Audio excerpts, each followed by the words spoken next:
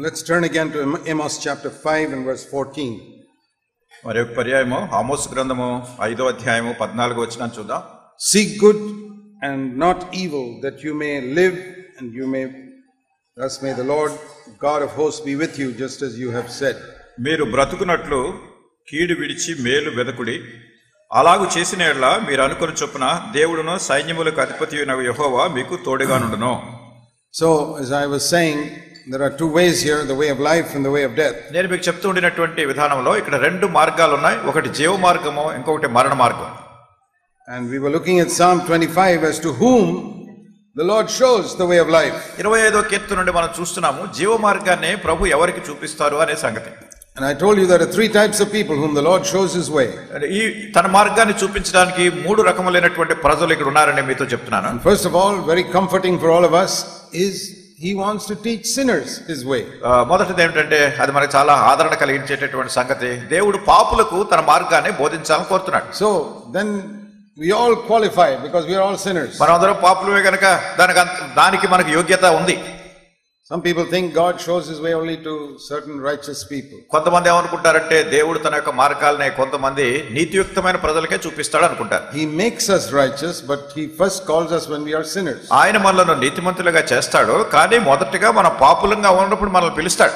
So if we come to him as sinners, he will show us his way. కనుక పాపులంగా ఉండి మనం ఆయన దగ్గరికి వచ్చినప్పుడు తన మార్గాన్ని ఆయన మనకు చూపిస్తాడు. And if we keep on coming like that, మనం ఈ రీతిగా ఆయన దగ్గరికి వస్తూ ఉండినప్పుడు he will show us more and more sin in our life that he can get rid of slowly. మన జీవితంలో ఉన్నటువంటి ఇంకా అత్యధికమైనటువంటి పాపాన్ని చూపిస్తూ ఉంటాడు, తద్వారా దాని నుంచి మనం విడిపించుకోవడానికి. Our heart is like a house with 100 dirty rooms. మన హృదయం ఎలా ఉంటుందంటే ఒక 100 గదులు, అన్ని మురికి గదులు ఉన్నాయనుకోండి, అలా ఉంటుంది మన హృదయం. And they don't all get cleaned out in one day. ఒక్క రోజులోనే మీరు వీటన్నిటిని పరిశుభ్రం చేయలేరు. But little by little God shines a light and shows us what is corruption in our flesh and cleanse it all out. అయితే కొంచెం దేవుడు తన యొక్క వెలుగును చూపిస్తూ మన యొక్క శరీరంలో ఉన్నటువంటి చెడుగు ఎక్కడెక్కడ ఉందో ఆయన వెలుతురుతో చూపించి వాటన్నిటిని వదిలించుకున్నట్టు చేస్తాడు. Paul said, in my flesh dwells nothing good. పౌలు అన్నాడు, నా శరీరములో మంచిదేది లేదని నేను ఎరుగుతున్నాను. There are all types of wrong things. అన్ని రకములైనటువంటి చెడు సంగతులు మన హృదయాల్లో ఉన్నాయి. Nothing good means everything has got something contrary to God there. నాలో ఏ మంచి లేదు అనేటటువంటి మాటకు అర్థం ఏమిటంటే మనలో ఉన్నటువంటి ప్రతిదీ కూడా దేవుని యొక్క వాక్యానికి విరోధంగా ఉంది. Now as human beings, when we look at our own life, మానవులంగా మన సొంత జీవితాలు మనం చూసుకుంటే we think, yeah, I've got some bad things, but I've got some good things also. మనం ఏమనుకుంటామంటే నాకు కొన్ని చెడు సంగతులు ఉన్నాయి, కానీ కొన్ని మంచి లక్షణాలు కూడా ఉన్నాయి అనుకుంటాం. And we think that we can offer those good things to the Lord for him to use. మనం ఏమనుకుంటామంటే ఈ మంచి విషయాల్ని దేవునికి అప్పగించి ఆయన ఉపయోగించుకునేటట్టు చేస్తాడు అనుకుంటాం. No, there's nothing good. వారిలో ఏ మంచి లేదు. Even what we think is good, we cannot offer to God. మనం మంచిదని అనుకున్నది కూడా దేవునికి మనం ఇవ్వలేం. Because the Bible says in Isaiah 64 and verse 6. యెషయా గ్రంథము 64వ అధ్యాయము 6వ వచనం ప్రకారంగా దేవుని వాక్యంలో ఏమనుందంటే, if you don't know this verse, you must know this verse. ఈ వచనం మీకు ఇంతకు తెలిసి ఉండకపోతే దీన్ని మీరు తెలుసుకోవాలి. It says, our righteous deeds are like filthy rags, garments in his sight. ఇక్కడ దేవుని వాక్యం చెప్తుంది యెషయా 64:6, మా నీతి క్రియలన్నీ మురికి గుడ్డ వలె నాయనో. Now that is such a dirty garment, dirty cloth that cannot be washed. అది ఎటువంటి మురికి గుడ్డ అంటే అది అసలు ఇంకా దాన్ని శుభ్రం చేయడానికి కూడా వీలు కాదు. Now there are some dirty clothes or cloth which we can wash and make it clean with soap. కొన్ని మురికి వస్త్రాలు మీరు సబ్బుతో ఉతికి దాన్ని శుభ్రం చేయొచ్చు. But think of some cloth which they are using in some scooter repair shop full of grease and oil and all types of black stuff. You can never wash it. కొన్ని స్కూటర్ రిపేరింగ్ షాపులు అట్లాంటి వాటిలో కొన్ని గుడ్డలు ఉపయోగిస్తారు, అంతే grease పట్టేసి దానికి ఆయిల్ పట్టేసి అదంతా అసలు దాన్ని శుభ్రం చేయడానికి కూడా వీలు కానటువంటి మురికి ఉంటుంది. So black that you cannot wash it. అది ఎంత నల్లగా ఉందంటే దాన్ని శుభ్రం చేయలేరు మీరు. You can only throw it away. దాన్ని బయట పారేయడానికే పనికి వస్తుంది. Now if the Bible said our bad deeds are like that, we can understand. మరి ఒకవేళ బైబిల్ మన చెడు క్రియలన్నీ అలా ఉన్నాయి అంటే కొంచెం మనకు అర్థం చేసుకోవచ్చు. That we'll all agree. Our bad deeds are like a dirty cloth. We have to throw it away. ఎందుకంటే మనం అనుకుంటాం మన యొక్క చెడు క్రియలన్నీ కూడా మురికి గుడ్డల వల్లే ఉన్నాయి, పడవేయడానికి తప్ప ఎందుకు పనికిరావు. But that's not what it says. అయితే ఇక్కడ చెప్పబడింది అట్లా కాదు. It says here our good deeds are like filthy rags. ఇక్కడ చెప్పబడింది ఏంటంటే మన నీతి క్రియలు, మన మంచి క్రియలు మురికి గుడ్డలా ఉన్నాయి. Have you understood that? దీన్ని మీరు గ్రహించారా? That there is sin in your good deeds. అంటే మీ మంచి పనుల్లో పాపం ఉంది. That is, I was telling you earlier in the morning that there is sin in what we don't do. ఉదయకాల సమయంలో మీకు చూపించాను మన చెయ్యనటువంటి వాటిలో పాపం ఉందని. We know sin in what we do. మనం ఏం చేస్తున్నామో దానిలో పాపం ఉందని ఎరుగుదాం. I hope you learned in the morning that there is sin in some things we don't do. ఉదయకాల సమయంలో మీరు నేర్చుకున్నారు అనుకుంటాను, మనం చెయ్యనటువంటి విషయాల్లో కూడా పాపం ఉంది, చెయ్యకపోవటమే పాపం. Now we learn something more. ఇప్పుడు ఇంకా కొంచెం అధికంగా దీన్ని తెలుసుకుంటాం. That there is sin in our holy things. మన పరిశుద్ధమైనటువంటి వాటిలో కూడా పాపం ఉందని. See, in the book of Exodus, నిర్గమకాండము గ్రంథం, we read about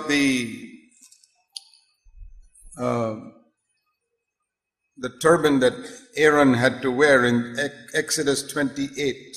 నిర్గమకాండం 28వ అధ్యాయం అహరోను ధరించవలసినటువంటి పాగా, తలపాగ. He had to wear Exodus 28:36.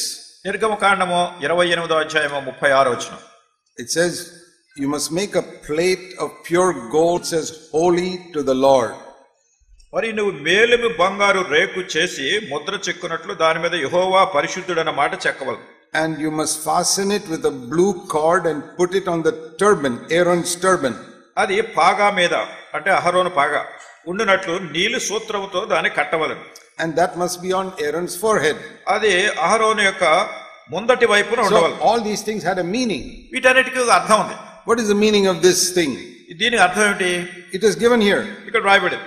Aaron is a picture of Jesus Christ here. అహరోను ఇక్కడ యేసుక్రీస్తు ప్రభువారికి ఒక పటంగా ఉంటున్నాడు. He has to take away the sin which is in your holy things. ఈ పరిశుద్ధమైనటువంటి వాటిలో ఉన్నటువంటి పాపాన్ని కూడా తను తీసివేయాలి. Have you ever read that verse? ఈ వచనం ఎప్పుడైనా ఇంతకుముందు చదివారా మీరు? There is sin in your holy things. మీ పరిశుద్ధమైనటువంటి వాటిలో ఉండేటటువంటి పాపం. And Jesus has to take away the sin in our holy things. యేసుక్రీస్తు ప్రభువారు మన పరిశుద్ధమైనటువంటి వాటిలో ఉండే పాపాన్ని కూడా తొలగించవలసి వచ్చింది. Many Christians don't even know the sin in their sinful things. అనేక మంది క్రైస్తవులు అసలు వాళ్ళ పాప సంబంధమైన విషయాల్లోనే పాపం ఉందని తెలుసుకోలేరు. When we finish with sin in the sinful things, మనం పాప సంబంధమైనటువంటి విషయాల్లో ఉన్నటువంటి పాపం అయిపోతే then God will show us the sin in our holy things. దేవుడు మన పరిశుద్ధమైనటువంటి వాటిలో ఉన్న పాపాన్ని చూపిస్తూ ఉంటాడు.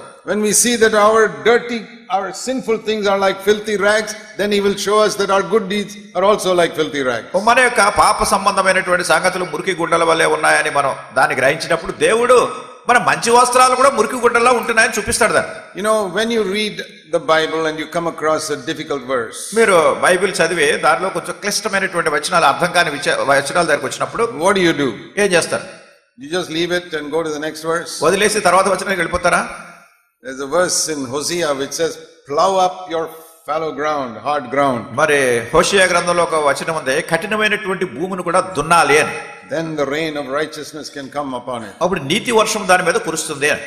So like a farmer plowing up the ground, ఒక వ్యవసాయదారుడు నేలను ఎట్లా దున్నుతూ ఉంటాడో, supposing he finds one rock there, ఒకవేళ అక్కడ రాయి ఉందనుకోండి, what does he do? ఏం చేస్తాడు? He won't just go around it and carry on. ఆ రాయి చుట్టూ తిరిగి దాన్ని తప్పించేసి అవతలకి వెళ్ళడు. He'll take a little more time, dig it out. ఇంకొంచెం సమయం తీసుకుని ఆ రాయి తీసి బయటపడేస్తాడు. That's what we must do when we come to a difficult verse in the Bible. బైబిల్లో ఉన్నటువంటి కొంచెం కష్టమైనటువంటి మాట వచ్చినప్పుడు అదే సంగతి మనం చేయాలి. Don't just go around it. దాన్ని వదిలేసి పక్కకి వెళ్ళిపోకండి. You stay there. అక్కడే ఉండండి. Dig it out and find out the meaning. దాని ఇంకా లోపలికి తవ్వండి, దాని అర్థం ఏమిటో తెలుసుకోండి. Have you read the book of Exodus? నిర్గమకాండం గ్రంథం చదివినప్పుడు Many of you have read it. మీలో అనేక మంది చదివారనుకుంటున్నా. Then you must have read this verse. కనుక ఈ వచనాన్ని మీరు చదివి ఉండాలి. Did you stop to think what is the iniquity in my holy things? ప్రభువా, నా పరిశుద్ధమైనటువంటి వాటిలో ఉన్న దోషం ఏమిటి? The Lord will show sinners his way. మరి ప్రభు పాపులకు తన మార్గాన్ని తెలియజేస్తాడు. So we are discovering new sins. మనం కొత్తమైన పాపాలు చూస్తున్నాం, కనుగొంటున్నాం. Even today, ఈ రోజు కూడా sin in the things that we did not do. మనం చేయనటువంటి వాటిలో ఉన్న పాపం. James 4:17. యాకోబు రాసిన పత్రిక 4:17. Now, sin in the holy things that we do. ఇప్పుడు మనం చేసే పరిశుద్ధమైన వాటిలో ఉండేటటువంటి పాపం. Can you think of an example of a holy thing which can be sinful? ఏటి పరిశుద్ధమైనటువంటిది పాపంతో ఉన్నటువంటిది ఏమిటైదని ఏదైనా ఉదాహరణ మీరు ఊహించగలరా? I'll give you an example. నేను మీకు ఉదాహరణ చెప్తాను. See, now preaching like this is a very holy thing. చూడండి, ఇట్లా బోధించడం అనేది చాలా పరిశుద్ధమైన సంగతిగానే ఉంటుంది. When you see me preaching, do you think there is any sin here in what I'm doing? మరి మీరు నేను ఇలా బోధించడం మీరు వింటున్నారు అనుకోండి, నేను ఏదైనా పాపం చేస్తున్నాను మీరు అనుకుంటారా? No, you can say this is a very holy thing Brother Zach is doing here. మీరు అంటారు, సోదరుడు జాక్ గారు చాలా పరిశుద్ధమైనది చేస్తున్నారు, వాక్యబోధ చేస్తున్నారు. Because you only see and hear the outside. ఎందుకంటే మీరు చూసేది వినేది బయటకు ఉన్నది. God who looks at my heart, అయితే దేవుడు నా హృదయాన్ని చూస్తాడు. He may see that maybe I'm doing it for my own honor. ఒకవేళ నా సొంత ఘనత కోసం చేస్తున్నారేమో ఇది. Then there is a sin in my holy things. అంటే నా పరిశుద్ధమైన దాంట్లో కూడా లోపల పాపం ఉంది. Or some preachers may be doing it to make money. అయితే కొంతమంది ప్రసంగికులు ఏదో డబ్బు సంపాదించుకోవడం చేస్తూ ఉండొచ్చు. They preach and tell everybody to pay their tithe. కనుక వాళ్ళు బోధిస్తారు, ప్రతి వాళ్ళకి కూడా మీ దశమ భాగం ఇవ్వండి ఇవ్వండి అంటారు. They collect all the money and build some big house for themselves. కనుక ప్రజల దగ్గర దశమ భాగాలన్నీ పోగు చేసుకుని అక్కడ ఇల్లు కట్టుకుంటారు. Their preaching was a holy thing, but it was full of sin. పరిశుద్ధమైనదే బోధిస్తున్నారు కానీ పాపంతో నిండిపోయింది. Or a person can sing, ఒకవేళ పాట పాడుతూ ఉండొచ్చు, play an instrument మనందరం కూడా వాయిద్యాలు వేయొచ్చు in the church. సంఘాల్లో. Is that a good thing? అది మంచిదా కదా? Very good thing. చాలా మంచిది. But if he's doing it to show how well he can play, అది ఎంత బాగా వాయిస్తున్నారో అందరూ చూడాలని కనుక వాయించామనుకోండి, that is a sin. అది పాపం. See, even in our church, people play instruments. మా సంఘంలో కూడా కొన్ని వాయిద్యాలు వాయిస్తూ ఉంటాం. And sometimes when those young people play the instruments, they try to show off like these worldly musicians. మరి కొంతమంది మా దగ్గర ఉన్నటువంటి యవనస్తులు వాయిద్యాలు వాయించినప్పుడు లోక సంబంధమైన వాయిద్యగాండ్రు లాగా ఏదో అందరూ కనపడాలని ఏదో చేస్తూ ఉంటారు. So after the meeting, I go up to them. Meeting అయిపోతే నేను వాళ్ళ దగ్గరికి వెళ్తాను. I don't want to discourage them. వాళ్ళు నిరుత్సాహపరచాలన్న ఉద్దేశం కాదు. But I say gently, నేను మృదువుగా నెమ్మదిగా అంటాను, are you helping people to worship Jesus or you want people to worship you? మీరు ప్రజలు యేసు ప్రభుని ఆరాధించాలని కోరుతున్నారా లేకుంటే ప్రజలు మిమ్మల్ని ఆరాధించాలని కోరుతున్నారా? Then they realize that you can play. In the world it is all right, they worship the musician. కనుక అప్పుడు ఇది గుర్తుపడతారు వాళ్ళు. ఎందుకంటే బయట లోకంలో ఉన్నటువంటి వాళ్ళు అయితే చూడొచ్చు, వాళ్ళు వాయిద్యాలు వాయించేటటువంటి ప్రజలందరూ మెచ్చుకోవాలన్నట్టుగా వాళ్ళు చూస్తారు. In the church, everything we do must be to glorify Jesus. సంఘంలో మనం చేసే ప్రతిదీ కూడా యేసుక్రీస్తు ప్రభువుని మహింపరిచేదిగా ఉండాలి. So there can be sin in the music. కనుక ఈ వాయిద్యాల్లో కూడా పాపం ఉంటుంది. There can be sin in the preaching. బోధలో కూడా పాపం ఉంటుంది. There can be sin in the prayer. ప్రార్థనలో కూడా పాపం ఉంటుంది. See, when we pray to God, మనం దేవుని ప్రార్థన చేసినప్పుడు, supposing you are alone in your room, ఒకవేళ నీ గదిలో నువ్వు ఒంటరిగా ఉన్నావు అనుకోండి, then usually there will not be sin in your prayer because you are praying directly to God. అప్పుడు నీ ప్రార్థనలో పాపం ఉండదు, ఎందుకంటే సరాసరి దేవునికే ప్రార్థన చేస్తున్నావు. But when you are praying in public, అయితే మీరు వేరే ఇతర ప్రజలున్న వాళ్ళ మధ్యలో ప్రార్థన చేస్తారనుకోండి, oh, then you can become very beautiful in your language to show other people see how well I pray. అప్పుడు మీ భాష మీ మాటలు వేరే వాళ్ళు వింటూ ఉంటారు కదా, వాళ్ళు వినాలని చక్కగా వినసొంపుగా ఉండేటట్టు మీరు ఆ పదాలతో ప్రార్థనలు చేస్తారు. Then you are not praying to God, you are praying to all the people. అంటే ఇప్పుడు మన దేవునికి ప్రార్థన చేయట్లేదు అన్నట్టు పక్క వాళ్ళు ఎలా వింటున్నారని వాళ్ళ గురించి ప్రార్థన చేస్తున్నాం. So there can be sin in your prayer. ఒకవేళ అట్లా నీ ప్రార్థనలో కూడా పాపం ఉండొచ్చు. Or you know, we can give money and we want everybody to see how much money we are giving. కొన్నిసార్లు మన దేవునికి చందా డబ్బు వేస్తున్నాం అనుకోండి, అందరూ చూడాలి ఎంత డబ్బు వేస్తున్నానో నేనని వేస్తారు కొంతమంది. I was once in one CSI church. ఒకసారి నేను ఒక CSI చర్చ్ లో ఉన్నాను. And it was written on the fan. Fan మీద రాశారు, donated by so and so. ఈ ఫ్యాన్ పలానా వాళ్ళు దీనికి డొనేషన్ ఇచ్చారు. So it was going round and round telling everybody so and so has donated this fan. ఆ fan గిరగిరా తిరుగుతూ అందరికి చెప్తుంది పలానా ఆయన దీన్ని దానం చేశాడు, పలానా ఆయన దానం చేశాడు. Inside the church, సంఘం లోపల ఇది. Jesus said when you give nobody must know what you gave. యేసు ప్రభువారు అన్నారు, నువ్వు ఏదైనా ఇచ్చినప్పుడు అసలు వేరే వాళ్ళకి తెలియకూడదు నువ్వేమి ఇచ్చావో. Whoever gave that fan, he committed a sin. కనుక ఆ ఫ్యాన్ ఇచ్చినటువంటి ఆయన పాపం చేశాడు. The fan was okay, but his name, putting their name was a sin. Fan బాగానే ఉంది కానీ దాని మీద పేర్లు రాసుకోవడం అనేది మాత్రం ఇట్లా పాపాన్ని గుడిగడుతుంది. So, but they don't realize it. దాన్ని వాళ్ళు గుర్తించట్లేదు. Because they don't read the Bible. ఎందుకంటే బైబిల్ చదవడం లేదు. They don't listen to the Holy Spirit. పరిశుద్ధాత్మ చెప్పే మాటలు వినడం లేదు. They think sin is only murder and adultery and stealing and all that. వాళ్ళు ఏమనుకుంటున్నారా పాపం అంటే ఏమిటంటే నరహత్య చేయటం, వ్యభిచారం చేయటం, దొంగతనం చేయటం, ఇవే పాపాలు అనుకుంటారు. Even today you have discovered some new sins perhaps which you did not know till yesterday. మరొకవేళ ఈ దినాన్ని నిన్న తెలియనటువంటి కొన్ని కొత్త పాపాలు ఈ రోజు మీరు కనుగొని ఉండొచ్చు. God will show sinners the right way. మరి దేవుడు పాపులకు సరైనటువంటి మార్గాన్ని చూపిస్తున్నాడు. If you tell him, Lord, show me all the sin in my life, I want to get rid of it. మీరు చెప్పాలి, ప్రభువా నాలో ఉన్నటువంటి పాపాలన్నీ నాకు చూపించు, నేను వాటిని వదిలించుకోవాలనుకుంటున్నాను. The sin in the things I do, నేను చేసే వాటిలో ఉన్న పాపం, the sin in the things I don't do, నేను చేయనటువంటి వాటిలో ఉన్న పాపం, and the sin in my holy things. నేను చేసే పరిశుద్ధమైన సంగతుల్లో కూడా ఉన్న పాపం ఏంటో నాకు చూపించు.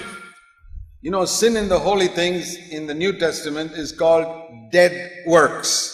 ఈ పరిశుద్ధమైనటువంటి వాటిలో ఉన్నటువంటి పాపము నూతన బంధంలో దాన్ని నిర్జీవ క్రియలని పిలుస్తున్నారు. Hebrews chapter 6 and verse 1. హెబ్రీయులకు రాసిన పత్రిక 6వ అధ్యాయం మొదటి వచనం. When you, like we read in this verse in Amos, ఆమోసు గ్రంథంలో ఉన్నటువంటి వచనాన్ని మీరు చదివినప్పుడు, to seek the good and do that, మీరు మేలును వెదకాలి, దాన్ని చేయాలి. you must know that dead works are not good works. ఈ నిర్జీవ క్రియలు అనేటటువంటివి మంచి క్రియలు కాదు, ఇది తెలుసుకోవాలి. In the Old Testament, they did not have any light or understanding on dead works. మరి పాత నిబంధన ఆ దినాల్లో ఈ మృతమైనటువంటి నిర్జీవమైనటువంటి క్రియలు అనేది గ్రహించడానికి వాళ్ళకి వెలుగు లేదు. They had light on good works and evil works. వాళ్ళకున్న తెలిసిందంతా ఏమిటంటే మంచి క్రియలు, చెడు క్రియలు. Like this verse in Amos, good and evil. ఆమోసు గ్రంథంలో ఉన్నట్టు మేలు, కీడు, that's all. అంతే. But in the New Testament, అయితే నూతన బంధంలో they're not only good and evil. మంచి చెడు అనే మాత్రమే కాదు, there are 3 types of works. అక్కడ 3 రకాల క్రియలు ఉన్నాయి. good works, మంచి క్రియలు, evil works, చెడు క్రియలు, dead works. మృతమైన క్రియలు, నిర్జీవ క్రియలు. 6:1. 6:1. We must lay a foundation of repentance from dead works. నిర్జీవ క్రియలను విడిచి మారు మనసు పొందుట అనేటటువంటి పునాది వేయాలి. Now, repentance from sin, everybody understands. పాపము నుండి మారు మనసు పొందటం అంటే అందరికీ అర్థమవుతుంది. Those things are all sin. Repent means turn away from that. కనుక పాపం అనే దాన్ని గుర్తించి వాటి నుంచి వెనక్కి తిరిగినప్పుడు మనం మారు మనసు పొందుతుంటాం. Now, if you have been a believer for more than 2 or 3 years, ఒకవేళ మీరు 2-3 సంవత్సరాల నుంచి విశ్వాసిగా ఉన్నారనుకోండి, if you're less than 3 years, then you're forgiven. ఒకవేళ మీరు 3 సంవత్సరాలు తక్కువ ఉంటే ఒకవేళ మీకు క్షమాపణ వస్తుంది. But if you've been a believer for 3 years, అయితే 3 సంవత్సరాల నుంచి విశ్వాసిగా ఉండి, then you must know the answer to this question. ఈ ప్రశ్నకి జవాబు ఏంటో మీరు తెలుసుకోవాలి. If somebody comes to you ఎవరైనా మీ దగ్గరికి వస్తారు and says, brother, అంటారు, సహోదరుడా, sister, సహోదరి, can you please explain to me what does it mean to repent from dead works? నిర్జీవ క్రియలను విడిచిపెట్టి మారు మనసు పొందటం అంటే ఏమిటో నాకు కొంచెం అర్థమయ్యేటట్టు చెప్పు అని మిమ్మల్ని అడిగారు అనుకో. Some young person asks you, what will you tell? ఎవరో యవనస్తులు అడుగుతారు, తెలియని వాళ్ళు, మీరేం చెప్తారు? Or your son or daughter at home asks you, లేకుంటే మీ ఇంటి దగ్గర మీ అబ్బాయో అమ్మాయో అడుగుతారు, daddy, mommy, what is the meaning of repentance from dead works? అమ్మా, నాన్న, నిర్జీవ క్రియలు విడిచిపెట్టి మారు మనసు పొందడం అంటే ఏంటో నాకు చెప్పండి అంటారు. I'm sure you have read Hebrews. All of you have read Hebrews. నేను అనుకుంటాను హెబ్రీయులకు రాసిన పత్రిక మీరు అందరూ చదివే ఉంటారు. You must have read Hebrews chapter 6. కనుక హెబ్రీయులకు రాసిన పత్రిక 6వ అధ్యాయం కూడా చదివి ఉంటారు. What did you do when you came to this verse? మరి ఈ వచనం దగ్గరకు వచ్చినప్పుడు మీరు ఏం చేశారు? You just went round the rock and continued. ఈ రాయి తప్పించేసి ఆ పక్కకి వెళ్ళిపోయి ముందుకెళ్ళిపోయారా? That way you will never understand the Bible. అలా చేస్తుంటే మీ బైబిల్ అసలు ఎప్పటికీ గ్రహింపే కాదు. You know, sometimes when I read the Bible, కొన్నిసార్లు నేను బైబిల్ చదివినప్పుడు I come to one verse. ఒక వచనం దగ్గరకు వస్తాను. And then it's like a red stoplight in front of me. అది ఎలా ఉంటుందంటే నా ముందు ఒక ఎర్ర లైట్ పడిపోయి ఆగిపో అన్నట్టుగా ఉంటుంది. Don't move. వెళ్ళొద్దు. Don't go to the next verse. తర్వాత వచనానికి నువ్వు వెళ్ళొద్దు. I have to wait at that verse. నేను ఇంకా ఆ వచనం దగ్గర ఆగిపోవాలి. Then whole day I have to meditate on that verse. ఇంకా రోజంతా ఆ వచనం గురించి ఆలోచిస్తూ ఉంటాను. That means God is trying to tell me something from that verse. అంటే ఆ వచనం నుండి దేవుడు నాకేదో చెప్పాలని కోరుతున్నాడు. So next morning, తర్వాత రోజు ఉదయాన్నే I get up, లేస్తాను, stop light again on the same verse. మళ్ళా అదే వచనం దగ్గర మళ్ళా ఎర్ర లైట్ పడింది.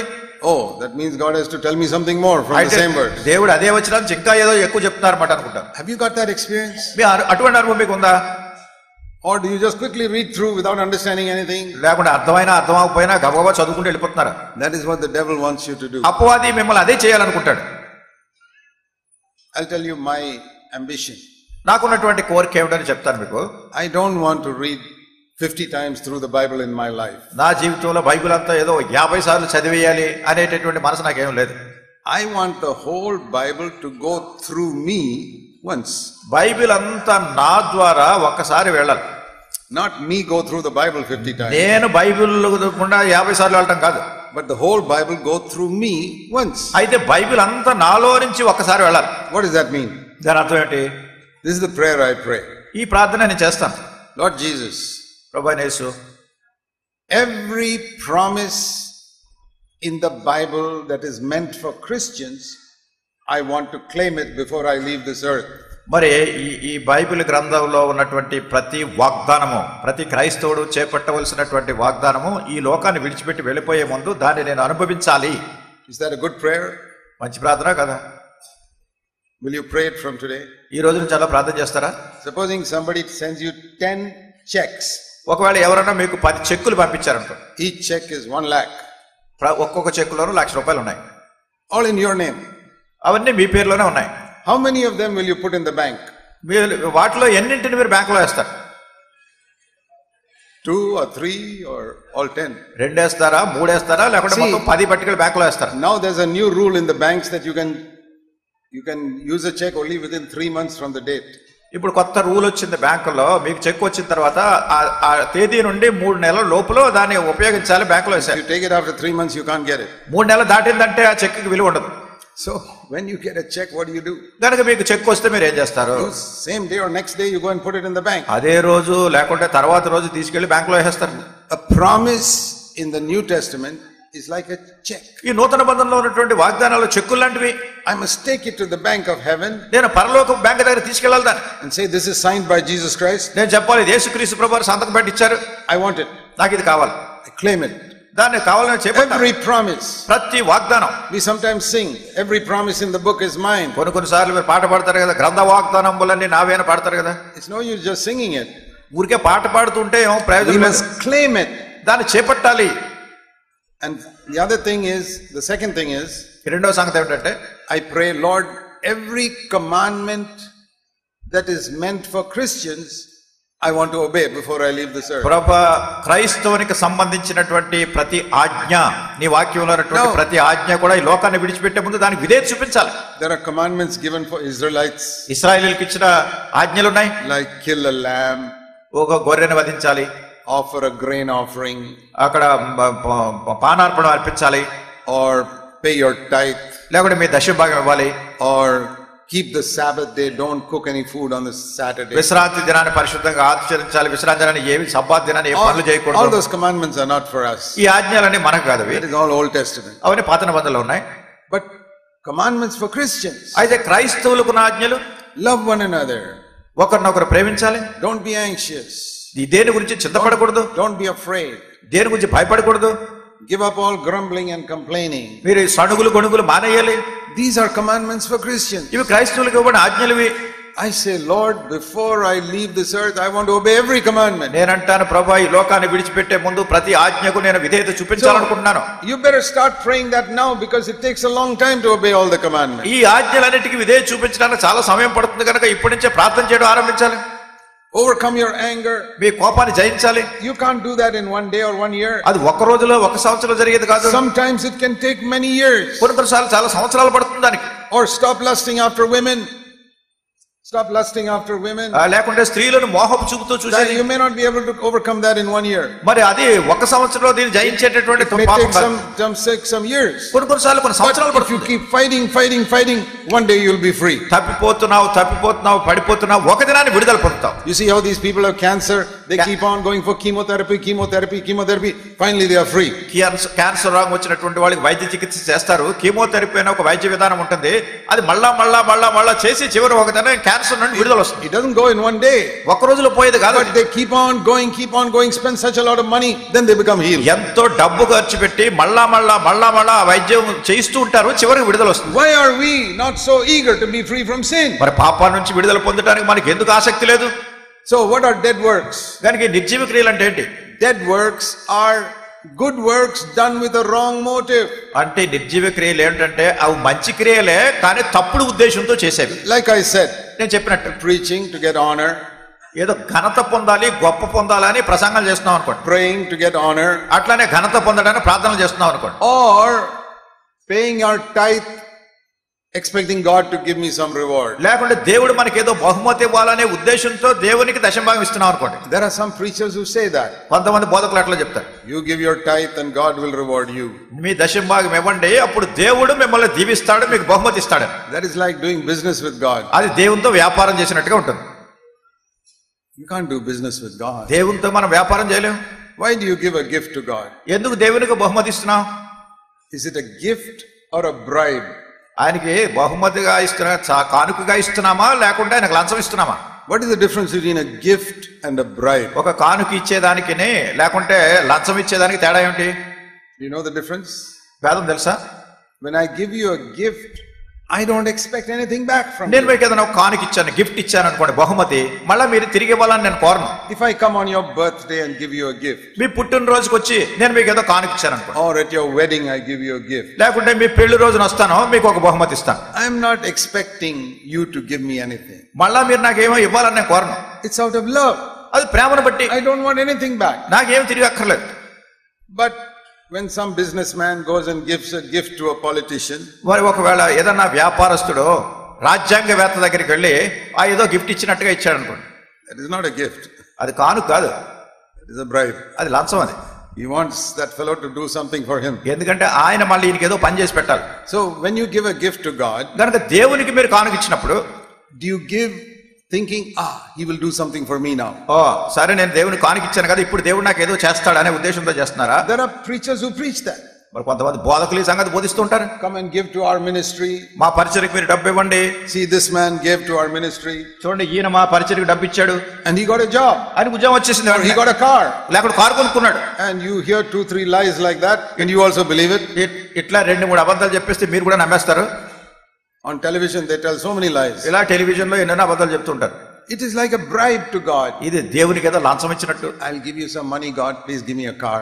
కనుక మీరు దేవునికి కొంచెం డబ్బు ఇస్తే దేవుడు మీకు కారు ఇస్తాడు అంటారు. That is a dead work. ఇవన్నీ మృతమైన క్రియలు, నిర్జీవ క్రియలు. So many Christians do dead work. అనేక మంది క్రైస్తవులు ఎట్లా నిర్జీవ క్రియలు చేస్తున్నారు. Whenever you do something with a wrong motive, మీరు ఏదైనా ఒక దురుద్దేశంతో, తప్పుడు ఉద్దేశంతో ఏదైనా చేస్తున్నారనుకోండి, or you don't do it with joy, లేకుంటే సంతోషంగా చేయట్లేదు, ఉత్సాహంగా, that is also a dead work. అది కూడా నిర్జీవ క్రియ. See, it says in 2 Corinthians and chapter 9. 2 కొరింథీ 9వ అధ్యాయంలో వాక్యంలో ఉన్న సంగతి చూడండి.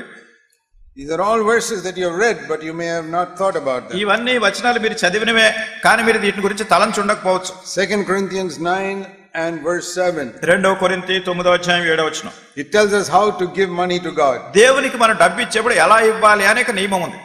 It never says in the New Testament we must give 10%. నూతన బంధంలో ఎక్కడ కూడా మనం దశంభాగాలు ఇవ్వాలని అక్కడ లేదు. Nowhere. ఎక్కడ రాయబడలేదు. New Testament says everything you have belongs to God. మరి నూతన బంధం చెప్పేది ఏంటంటే మనకు కలిగి ఉన్నది అంతా కూడా దేవునికి చెందిందే. That doesn't mean you have to put everything in the offering box. అంటే మొత్తం అంతా పట్టుకెళ్ళి కానుకలు పెట్టలేమని కాదని చెప్తున్నది. It means you must use everything wisely for the glory of God. అంటే ప్రతిదీ కూడా మీరు జ్ఞానయుక్తంగా దేవుని నామ మహిమార్థమై వాటిని వినియోగించాలి. Then how much should I put in the offering box? ఇప్పుడు నేను కానుకల పెట్టలో ఏం వేయాలి దాంట్లో? God doesn't tell us 1%, 10%, 20%, nothing. దేవుడు మనకి ఒక 100కి 1%, 10%, 90% ఇలాంటి చెప్పట్లేదు. But here it says according as he has purposed in his heart. తన హృదయములో నిశ్చయించుకున్న ప్రకారము, not grudgingly, not under compulsion. సణుగు కొనకయు బలవంతముగా కాకయు. You got to listen to this again. మళ్ళా వినాలి దీని మీరు. As you have purposed in your heart. తన హృదయములో నిశ్చయించుకున్న ప్రకారం. Not grudgingly. సణుగు కొనక. Not under compulsion. బలవంతముగా కాక. Because God loves a cheerful giver. ఎందుకనగా దేవుడు ఉత్సాహముగా ఇచ్చువాన్ని ప్రేమించును. Whatever you can give cheerfully. మీరు ఏదైతే సంతోషంగా ఉత్సాహంగా ఇస్తున్నారు, that is all God wants. అదే దేవునికి కావాల్సింది. God doesn't want to force you. దేవుడు మిమ్మల్ని ఎమ్మని బలవంతం పెట్టట్లేదు. But some preachers are like that. కొంతమంది బోధకులు అట్లా ఉంటారు. They force even the poor people to give. They got so little and they force them to give. పేదవాళ్ళు ఎంతో తక్కువ డబ్బు కలిగి ఉంటారు, అయినా కానీ వాళ్ళని ఎమ్మని బలవంతం చేస్తూ ఉంటారు. It's like squeezing the toothpaste out from a toothpaste tube. అది ఎలా ఉంటుందంటే టూత్ పేస్ట్ ట్యూబ్ ఉంటది కదా, దాన్ని గట్టిగా పెట్టి నొక్కితే ఆ ట్యూబ్ బయటకు వస్తూ ఉంటది paste. Tube is almost finished, but still somebody can squeeze little bit out. అయిపోయినా కానీ ఇంకా మిగిలిన దాన్ని గట్టిగా నొక్కి ఏదో కొంచెం మళ్ళీ ఆ పేస్ట్ బయటకు తీస్తారు. That is how I feel. Some preachers, poor people, they squeeze the money out of them. అట్లానే కొంతమంది బోధకులు ఏం చేస్తారంటే పేదవాళ్ళని కొంతమంది నొక్కి వాళ్ళ దగ్గర నుంచి కూడా డబ్బులు ఆగడానికి ప్రయత్నం చేస్తారు. They are deceivers, not men of God. వాళ్ళు దైవజనులు కాదు, మోసం చేసేవాళ్ళు. God loves a cheerful giver. దేవుడు ఉత్సాహంగా ఇచ్చేవారిని ప్రేమిస్తాడు. If you can't give cheerfully, God doesn't want your money. మీరు ఉత్సాహంగా ఇవ్వలేకపోతుంటే మీ డబ్బు దేవుడికి అక్కర్లేదు. God is not a beggar. దేవుడు భిక్షగాడు కాదు. Sitting there, please give me like the beggars on the road. Road మీద ఉన్నటువంటి భిక్షగాళ్ళు నాకు ఇవ్వండి, దానం చేయండి అని అడుగుతూ ఉంటారు కదా, అట్లా దేవుడు కూడా కూర్చుని నాకు ఇవ్వండి ఇవ్వండి అనేవాడు కాదు. King of kings and Lord of lords. ఆయన రాజులకు రాజు, ప్రభువులకు ప్రభు. He asks us to give for our benefit, not his benefit. ఆయన మన మేలు కొరకై ఇచ్చేవాడు కానీ తన కోసం కాదు. So we must give cheerfully. గనుక మనం ఉత్సాహంగా ఇవ్వాలి. And Jesus said you must give secretly. యేసుక్రీస్తు ప్రభువారు చెప్పింది అంటే రహస్యంగా ఇవ్వాలి. That means try your best not to let anybody know how much you gave. అంటే మీరు ఎంత ఇస్తున్నారో సాధ్యం ఎవరికీ తెలియకుండా ఉండేటట్టు మీరు చూసుకోవాలి. If I cannot give something cheerfully, it is a dead work. నేను ఉత్సాహంగా ఏదైనా ఇవ్వలేకపోతున్నాను అంటే అది నిర్జీవ క్రియ. Everything I must do cheerfully. గనుక ప్రతిదీ కూడా ఉత్సాహంగా సంతోషంగా ఇవ్వాలి. If you force somebody to go and preach in the open air, మరి ఎవరినన్నా మీరు వెళ్ళి బహిరంగ సువార్తలో ప్రకటించడానికి మీరు బలవంతం చేస్తున్నారు. he may go, but మీ బాధపడలేక వెళ్తాడు. It's a dead work. ఆయన నిర్జీవ క్రియ. I remember when I was working in the Navy in Cochin. నేను కొచ్చిన్లో నౌకాదళంలో పనిచేస్తున్నప్పుడు జరిగిన సంగతి నాకు జ్ఞాపకం. Nobody in our church was interested in going and preaching in the open air. మా చర్చిలో ఎవరు కూడా బహిరంగ సువార్త పరిచయం చేయడానికి ఎవరికి శ్రద్ధ లేదు. They would only preach in the church. వాళ్ళు సంఘంలోనే బోధిస్తారు. So I used to go alone. నేను ఒక్కడే వెళ్ళేవాడిని. I got one brother to translate. నాకు తర్జుమా చేయడానికి ఒక సహోదరుడు ఉండేవాడు. We would go on the scooter and stand in the corner and preach. మేమిద్దరం స్కూటర్ మీద వెళ్ళి ఆ మూల స్కూటర్ అక్కడ పెట్టేసి బోధ చేసేవాడు. In 2 years we covered every street in that town. 2 సంవత్సరాల్లో ఆ పట్టణంలో ఉన్నటువంటి వీధులన్నీ కూడా ముగించాము. Nobody from the church joined us. అయితే చర్చిలో ఉన్నవాళ్ళు ఎవరు కూడా మాతో చేరలేదు. If they wanted to come, they could come. వాళ్ళు కావాలంటే ఇష్టం ఉంటే వస్తారు. I said I'm not going to force anybody. నేనెవరిని బలవంతం పెట్టను. Because God loves a cheerful giver. ఎందుకంటే దేవుడు ఉత్సాహంగా ఇచ్చేవాడిని ప్రేమిస్తాడు. Nobody told me to go and stand there. నన్ను వెళ్ళి అక్కడ నిలబడి బోధించమని నాకు ఎవరు చెప్పలేదు. I went cheerfully. నేను సంతోషంగా వెళ్ళాను. I was happy to go. వెళ్ళడానికి సంతోషించేవాడిని. And even today I serve God because I'm happy to go. ఈ రోజు కూడా నేను ప్రభువుని సేవిస్తున్నానంటే సంతోషంగా వెళ్ళి ప్రభువుని సేవిస్తాను. Nobody forces me to go. నన్ను ఎవరు కూడా వెళ్ళమని బలవంతం పెట్టేవాళ్ళు లేరు. I don't go for money. నేను డబ్బు కోసం వెళ్ళను. And I don't go for honor. నేను ఘనత కోసం వెళ్ళను. I go because I love Jesus. యేసు ప్రభువుని నేను ప్రేమిస్తున్నాను కనుక వెళ్తాను. That is why even after 50 years of serving the Lord I'm so happy. మరి ప్రభువుని 50 సంవత్సరాల నుండి సేవిస్తున్నాను, ఇంకా సంతోషంగా ఉన్నాను. I'm never unhappy. నేను ఎప్పుడు అసంతోషంగా లేను. Never, not even one day in a year. సంవత్సరంలో ఒక్క రోజు కూడా విచారంగా లేను. Because I finished with dead works. ఎందుకంటే నిర్జీవ క్రియలన్నీ వదిలేశాను. So we must turn away from dead works. నిర్జీవ క్రియల నుంచి మనం వెనుతిరగాలి. That is the other thing God shows you is sin. అదే పాపం అని దేవుడు నీకు చూపించే సంగతి. So if you follow the Lord, మీరు ప్రభువుని వెంబడిస్తే He will show sinners the right way. పాపులకు సరైనటువంటి మార్గాన్ని ఆయన చూపిస్తాడు. The way out of all sin. పాపము నుంచి విడిచిపెట్టి బయటికి వెళ్ళాలి. Let's turn to Psalm 25. 25వ Keerthana. I want to show you another thing here. ఇక్కడ మరి ఒక సంగతి చూపిస్తాను. Whom does God show his way? మరి దేవుడు ఎవరికి తన మార్గాన్ని చూపిస్తాడు? We saw number 1. మొదటి సంగతి చూసాం. He shows sinners his way. మరి పాపులకు తన మార్గాన్ని గురించి ఉపదేశిస్తాడు. Psalm 25 verse 8. 25వ కీర్తన 8వ వచనం. Now see Psalm 25 verse 9. ఇప్పుడు 25వ కీర్తన 9వ వచనం చూడండి. The second type of person. రెండవ రకమైనటువంటి వ్యక్తులు. He teaches the humble his way. న్యాయ విధులను బట్టి ఆయన దీనులను నడిపించును, దీనులకు మార్గం నేర్పును. The humble, దీనులైన వారు, those are the ones God will teach his way. వాళ్ళకి దేవుడు తన మార్గాలు నేర్పిస్తాడు, బోధిస్తాడు. If you are proud, God will not teach you his way. నువ్వు గర్వంతో అతిశయంతో ఉంటే దేవుడు తన మార్గాలు నీకు నేర్పించడు. So that is the reason why so many people don't understand. ఈ కారణాన్ని బట్టి అనేక మంది ప్రజలు గ్రహించలేరు. See what it says in 1 Peter 5 and verse 5. మొదటి పేతురు 5వ అధ్యాయము 5వ వచనం చూడండి. This is a very important verse for us to understand. మనం గ్రహించడానికి చాలా ప్రాముఖ్యమైనటువంటి వచనం. The last part of verse 5. 5వ వచనము చివరి భాగం. God opposes the proud, but he gives grace to the humble. దేవుడు అహంకారులను ఎదిరించి దీనులకు కృప అనుగ్రహించును. Now you know in the world they divide people according to so many categories. లోకంలో ఉన్నటువంటి ప్రజలను రకరకాల విధానాలుగా విభజిస్తూ ఉంటారు. Rich and poor, పేదవాళ్ళు ధనికులు, educated not educated. చదువుకున్న వాళ్ళు చదువులేని వాళ్ళు. And in India this high caste, low caste. మరి ఇంకా మన భారతదేశంలో అయితే గొప్ప కులం వాళ్ళు, తక్కువ కులం వాళ్ళు. So many different ways. ఇట్లా రకరకాల విధానాల్లో. Or those who know the Bible, those who don't know the Bible. Bible ను బాగా ఎరిగినటువంటి వాళ్ళు, బైబిల్ జ్ఞానం లేనటువంటి వాళ్ళు. Or full-time workers, we say God's servants. మరి ఏదో పూర్తిగా ఉండి పరిచయం చేసే వాళ్ళని దేవుని సేవకులు అని పిలుస్తారు. Others are not God's servants. దేవుని సేవకులు కాని వాళ్ళు అంటారు కొంతమందిని. But God does not divide people like that. అయితే దేవుడు ప్రజలను ఈ విధంగా విభాగించట్లేదు. He doesn't say so and so is God's servant, so and so is not God's servant. ఫలానా వ్యక్తి దైవ సేవకుడు, ఫలానా వ్యక్తి దైవ సేవకుడు కాదు అంటలేదు. He does not say rich or poor. పేదవాళ్ళు ధనికులని దేవుడు చెప్పడు. In God's eyes there is no high caste, no low caste. దేవుని యొక్క దృష్టిలో పెద్ద కులము లేదు, తక్కువ కులము లేదు. You know how God divides people? దేవుడు ప్రజలను ఎట్లా విభాగిస్తున్నాడు తెలుసా? Supposing Jesus were to come here and divide us ఒకవేళ యేసుక్రీస్తు ప్రభువారు ఇక్కడికి వచ్చి మనందరిని కూడా రెండు గుంపులుగా చేయాలనుకోండి. How will he divide us? ఎలా గుంపులు చేస్తారు ఆయన? I'll tell you. చెప్తాను. The proud, గర్వంతో ఉన్నవాళ్ళు, and the humble. దీనులుగా ఉన్నవాళ్ళు. All proud, he'll say, come this side. గర్వంతో అహంభావంతో ఉన్న వాళ్ళందరూ ఈ పక్క రండి. All the humble, come this side. దీనులైనటువంటి వాళ్ళందరూ ఈ పక్క రండి. Which group will you be? మీరు ఏ గుంపులో ఉండాలనుకుంటున్నారు? Supposing Jesus comes now and divides us. ఒకవేళ యేసు ప్రభువారు ఇక్కడికి వచ్చి ఇప్పుడు విభాగిస్తారు. Which group will you be? ఏ గుంపులో మీరు ఉంటారు? If you are proud of anything, మీరు దేని గురించైనా మీలో గర్వం అతిశయం ఉంటే, I am better than others.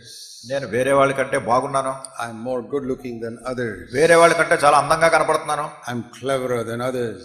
నేను వేరే వాళ్ళ కంటే తెలివిగా ఉన్నాను. I know more of the Bible than others. వేరే వాళ్ళ కంటే నాకు బైబిల్ బాగా తెలుసు. I can preach better than others. వేరే వాళ్ళ కంటే బాగా ప్రసంగాలు చేయగలను. I can sing better than others. వేరే వాళ్ళ కంటే బాగా పాడగలను. There are more people in my church than his church. వాళ్ళ సంఘంలో కంటే మా సంఘంలో ఎక్కువ మంది ఉన్నారు. All pride. ఇదంతా గర్వం ఇది. I got a better job, better house. నాకు మంచి ఉద్యోగం ఉంది, మంచి ఇల్లు ఉంది. The Lord will say, all proud people go that side. ప్రభువాడు ఇలా గర్వంతో ఉన్న వాళ్ళందరూ ఈ పక్కకి వెళ్ళిపోండి. There will be very few left who are humble. కొద్ది మందే మిగిలారు, తీరులుగా ఉండేవారు. Those are the people who don't compare themselves with anybody. వాళ్ళు ఎవరితోనూ పోల్చుకోరు వాళ్ళు. You can even be proud of your children. కొన్నిసార్లు మీ పిల్లల గురించి మీరు గర్విస్తుంటారు. My children are better than that person's children. మా పిల్లలు వాళ్ళ పిల్లల కంటే బాగున్నారు. My children are more spiritual than his children. మా పిల్లలు వాళ్ళ పిల్లల కంటే ఆత్మీయంగా ఉన్నారు. My children are come first in the class, not like his children. మా పిల్లలు క్లాసులో ఫస్ట్ వస్తున్నారు, వాళ్ళ పిల్లలు రావట్లేదు. My children have got better jobs than his children. మా పిల్లలకు మంచి ఉద్యోగాలు వస్తున్నాయి, వాళ్ళ పిల్లలకు లేవు. This is all stinking pride. ఇదంతా కూడా కుళ్ళి వాసన వచ్చే గర్వం. And God puts all of them on one side. దేవుడు దీన్ని అంతటో పక్క పెడతాడు. And it says here, he opposes them. ఇక్కడ దేవుని వాక్యం చెప్తుంది, వాడిని ఎదిరిస్తాడు దేవుడు. Do you know that? తెలుసా మీకు ఇది? God opposes the proud. దేవుడు అహంకారులను ఎదిరించి, but he gives grace to the humble. దీనులకు కృప అనుగ్రహించును. And that is repeated in James chapter 4 and verse 6. యాకోబు రాసినటువంటి పత్రిక 4వ అధ్యాయం 6వ వచనములో రాయబడింది. Twice it is written in the New Testament. అంటే నూతన బంధంలో 2 సార్లు ఇది రాయబడింది. Why has God written it twice? ఎందుకు 2 సార్లు దేవుడు ఈ మాట రాసి పెట్టాడు? Because it is very important to understand. ఎందుకంటే మనం గ్రహించడానికి చాలా ప్రాముఖ్యమైన సంగతి ఇది. So, you know, there are so many things that oppose me. అనేకమైన సంగతులను ఎదిరించి నీకు నాకు ఎదిరించేవాడు. The devil opposes us. అపవాది మనల్ని ఎదిరిస్తాడు.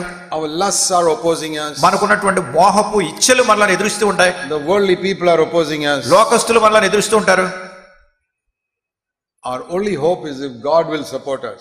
అయితే మనకున్న నిరీక్షణ అంతా ఏంటంటే దేవుడు మనకు అండగా ఉండాలి. But on top of all these people, if God also opposes us, we are finished. ఇవన్నీ కాకుండా దేవుడే మనల్ని ఎదురిస్తున్నాడంటే అయిపోయింది మన పని. And God opposes the proud. దేవుడు అహంకారులను ఎదిరిస్తాడు. And only you know whether you are proud in your heart. మీ హృదయంలో అతిశయం ఉందో లేదో మీకే తెలుసు.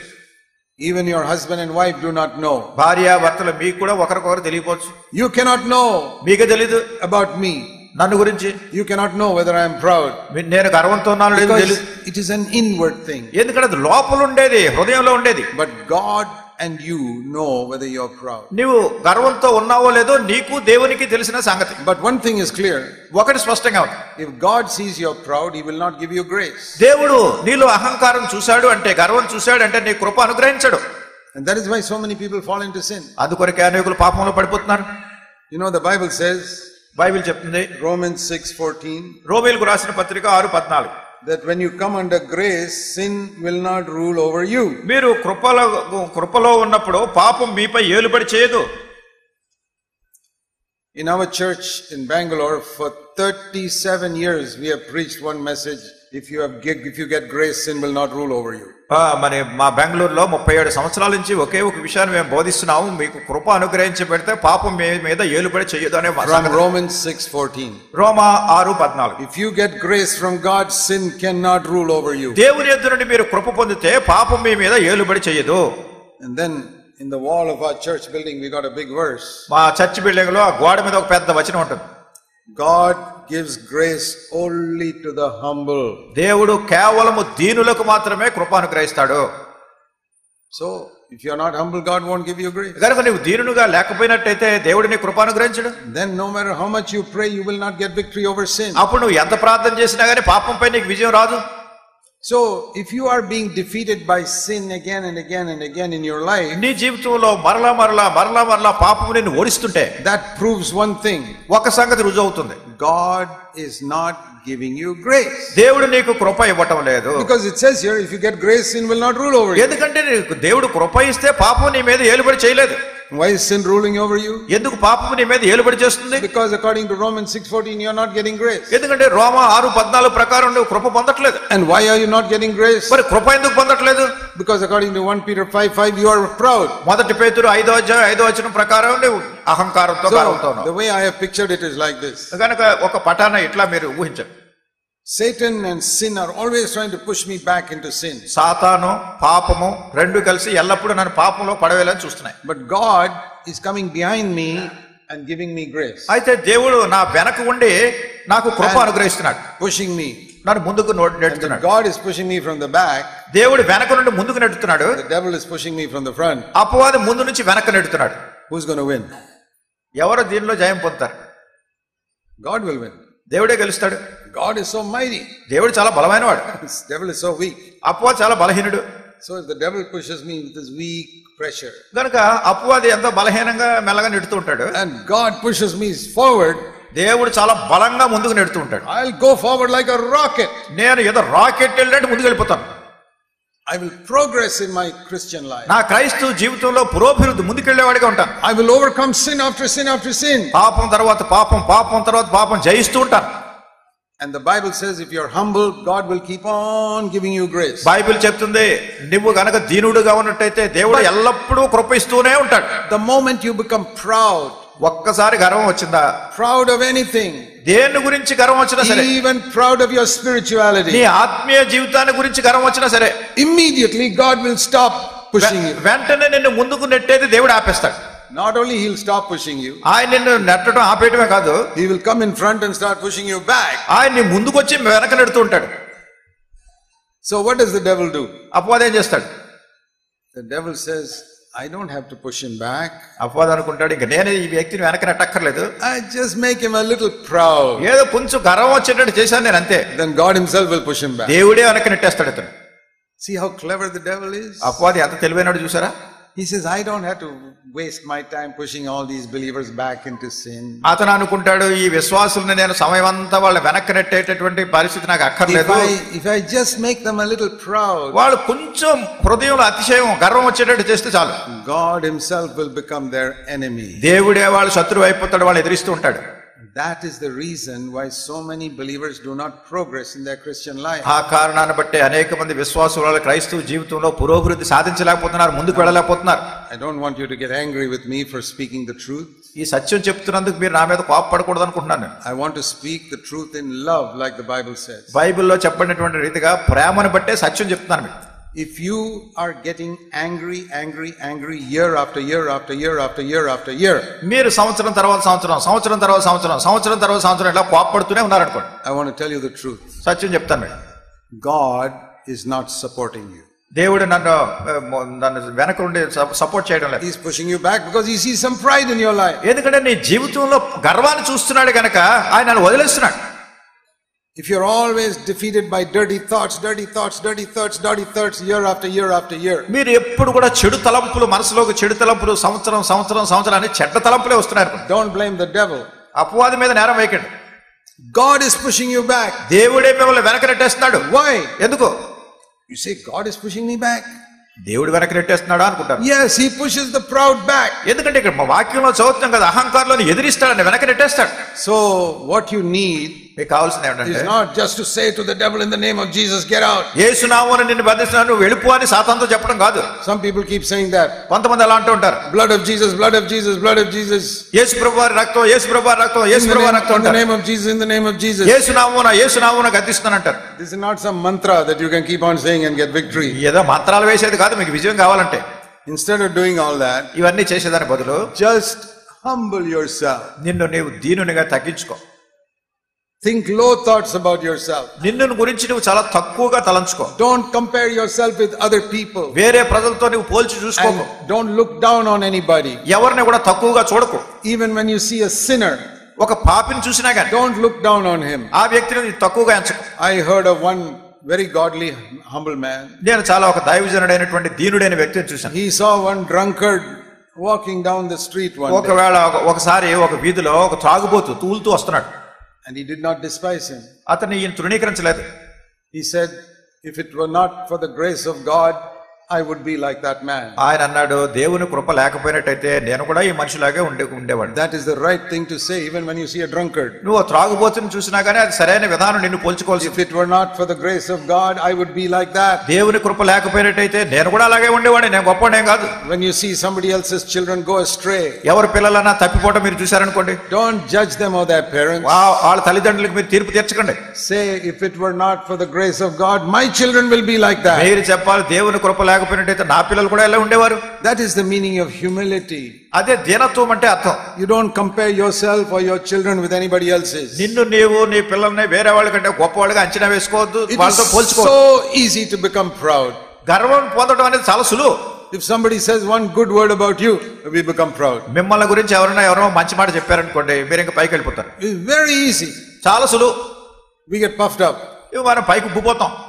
And that's what the devil wants. అదే సాతానుకు కావాల్సింది. So if there is one thing we must fear more than cancer, more than AIDS, it is pride. Cancer వ్యాధి కంటే, ఎయిడ్స్ వ్యాధి కంటే అధికంగా భయపడవలసింది దేనికంటే గర్వానికి. The Bible does not say God opposes those who got cancer. మరి ఎందుకు Bible చెప్పట్లేదు cancer వచ్చినటువంటి వాళ్ళని దేవుడు ఎదురిస్తున్నాడని చెప్తున్నాడు? God opposes those who got AIDS. AIDS వ్యాధి వచ్చిన వాళ్ళందరినీ దేవుడు ఎదురిస్తున్నాడని ఉందా? There are many people who had cancer and who had AIDS, who have repented and gone to heaven. అనేక మంది క్యాన్సర్ వ్యాధి వచ్చింది, ఎయిడ్స్ రోగం వచ్చింది, అయినా వాళ్ళు పశ్చాత్తాపడ్డారు, పరలోకానికి వెళ్ళిపోయారు. But I'll tell you something. ఇంకా ఈ సంగతి చెప్తాను. There is no proud person in heaven. పరలోకంలో గర్వంతో ఉన్నవాడు ఎవడు ఉండడు. You know that? తెలుసా మీకు అది? If you remain in pride, you will not get into God's kingdom. మీరు గర్వంతో ఉన్నట్టయితే దేవుని రాజ్యంలోకి వెళ్ళలేరు. Let me show you 1 Corinthians 1. 1 కొరింథీ 1వ అధ్యాయం. 1 Corinthians 1. 1 కొరింథీ 1వ అధ్యాయం. Why has God chosen the foolish, verse 27, and the weak and the base, etc., verse 27 and 28. 27, 28 వచనాల్లో ఆ దేవుడు ఏ రీతిగా బలహీనులైనటువంటి వారిని, నీచులైనటువంటి వారిని, తృణీకరింపబడిన వారిని ఎన్నుకున్నాడు? Why is he choosing such people? ఎందుకు ఎట్లాంటి వారిని ఎన్నుకుంటున్నాడు? Reason. కారణం. Verse 29, so that no one can boast before God. తద్వారా ఏ శరీరీ దేవుని ఎదుట అతిశయింపకుండానట్లు. తెలుగులో 27. No one can boast before God. ఏ శరీరీ కూడా దేవుని ముందు అతిశయింపకుండానట్లు. No one can stand in heaven and say, పరలోకంలో నిలబడి ఎవరు కూడా ఇట్లా అతిశయించకూడదు. How good I am. నేను ఎంత మంచివాడిని. I came here by my faithfulness. నా నమ్మకత్వాన్ని బట్టి ఇక్కడికి వచ్చాను. All the grace of God. ఇదంతా దేవుని కృప ద్వారానే. So it is good for us to humble ourselves. గనుక మనల్ని మనం తగ్గించుకోవడం, దీనులుగా చేసుకోవడం మంచిది. Paul said, పౌలు అంటున్నాడు in 1 Corinthians 15 verse 10. 1 కొరింథీ 15వ అధ్యాయం 10వ వచనం. It's a good verse for all of you to remember. మీరందరూ కూడా జ్ఞాపకం చేసుకోవడం చాలా మంచిది. 1 Corinthians 15:10. 1 కొరింథీ 15:10. By the grace of God I am what I am. ఆయనను నేనేమై ఉన్నానో అది దేవుని కృప వల్లనే అయ్యున్నాను. Whatever I am. నేనేమైనా గాని by the grace of God. దేవుని కృప వలన. Not because of anything in me. నాలో ఉన్న దేన్ని బట్టి కాదు. You know the Bible? Bible తెలుసా మీకు? By the grace of God. దేవుని కృప ద్వారానే. Has God used you somewhere? దేవుడు మిమ్మల్ని ఏ విధానంలో ఉపయోగించుకుంటున్నాడా? God, grace of God. దేవుని కృప ద్వారానే. You know, when we give glory to God, మనం దేవునికి మహిమ అర్పించినప్పుడు we are honoring him and we are humbling ourselves. మనం ఆయన కనపరుస్తున్నాం, మనల్ని మనం తగ్గించుకుంటున్నాం. That is the mark of a godly man. దైవజనుడైనటువంటి వ్యక్తికి ఉండే గుర్తు. All godly men are humble. దైవజనులైనటువంటి వారందరూ కూడా దీనులుగా తగ్గించుకున్న వాళ్ళే. The most useful servants of God are humble. దేవుడు అత్యధికంగా ఉపయోగించుకున్నటువంటి సేవకులందరూ కూడా చాలా తగ్గించుకున్న దీనులు. Have you seen these trees with lot of fruit in the branches? చూడండి, కొన్ని చెట్లు అనేకమైనటువంటి ఫలాలు ఉన్నటువంటి చెట్లు ఉన్న కొమ్మలు చూసారా? The more branches there are, the more fruit there is, the more the branch will go down. ఏ చెట్టుకి ఎక్కువ ఫలాలు ఉంటాయో అవి అంతగా కిందకి వాలిపోయి దిగిపోయి ఉంటాయి. Which is the branch that stands up like that? ఇలా నిలబడే కొమ్మ ఏంటిది? With no fruit. దాని పళ్ళు లేవు, ఏమి లేవు. But more and more fruit comes, it goes down. అయితే అధికమైనటువంటి పళ్ళకు ఫలిస్తుంది అంటే కిందకి వెళ్ళిపోతుంది అది. That is a true man of God. అదే నిజమైనటువంటి దైవజనుల లక్షణం. The more God blesses him and uses him, the more he goes down. దేవుడు తన అధికంగా దీవించి ఉపయోగించుకుంటుంటే అంత దీనుడిగా కిందకి వెళ్ళిపోతూ ఉంటాడు. Proud man is not a man of God. అయితే గర్వంతో ఉన్నటువంటి మనుషుడు దైవజనుడు కాడు. Jesus was the greatest man of God that walked on this earth. యేసుక్రీస్తు ప్రభువారు ఈ భూమి మీద నడిచినటువంటి వ్యక్తుల మహా గొప్ప దైవజనుడు. He was the humblest man. ఆయన అందరిలోనూ దీనుడు. He wanted to wash the feet of his disciples on the last day. చివరి దినాన్ని తన శిష్యుల పాదాలు కడగడానికి వచ్చాడు. He was not sitting there as director of the whole thing. ఆయన అన్నిటికీ డైరెక్టర్ అని చెప్పలేదు ఆయన. Humility. దీనత్వం. That is the person who gets God's grace. అటువంటి వ్యక్తికే దేవుని కృప వస్తుంది. I once was speaking in a meeting. ఒకసారి ఒక మీటింగ్ లోనే మాట్లాడుతుండినాను. And I said, I want to tell you the 3 secrets of the Christian life. క్రైస్తవ జీవితంలో ఉన్నటువంటి 3 రహస్యాలు మీకు చెప్పదలుచుకున్నాను అన్నా. And everybody started writing down. అందరూ రాసుకోవడం ప్రారంభించారు. Number 1. మొదటిది Humility. దీనత్వం. Number 2. 2.